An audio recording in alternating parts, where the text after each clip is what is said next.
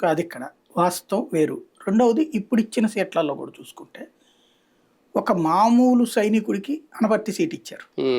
అంటే ఒక సామాన్యుడికి ఇచ్చారు. ఇదిగో ఒక అమ్మాయికి ఎవరికో అంగన్వాడికి ఇచ్చారు తెలుగుదేశం వాళ్ళు అని గొప్పగా చెప్పాం కదా. అట్లాగే ఒక ట్రక్ డ్రైవర్కి ఇచ్చారు వైసీపీ వాళ్ళు అని చెప్పాం కదా. అట్లాగే ఒక సైనికుడికి, మాజీ సైనికుడికి ఎవరికి ఇవ్వాలన్న ఆలోచన రాలేదు. అది బీజేపీకి వచ్చినందుకు సంతోషపడచ్చు కదా. అతని ఆర్థిక స్తోమత చూస్తున్నాం, కానీ అక్కడ ఆ రూట్లో చూడాలి కదా.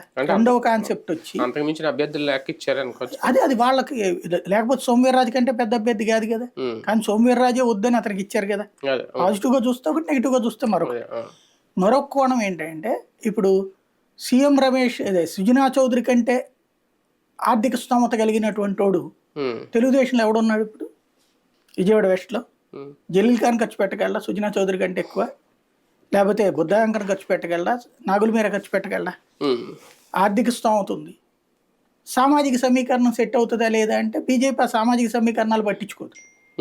సామాజిక సమీకరణాల ఆధారంగా ఇవ్వట్లేదు సీట్లు చాలా చోట్ల.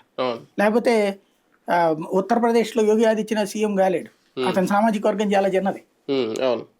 మహారాష్ట్రలో ఫడ్నవీస్ కాలేడు ఎప్పటికీ, అతని సామాజిక వర్గం చాలా చిన్నది.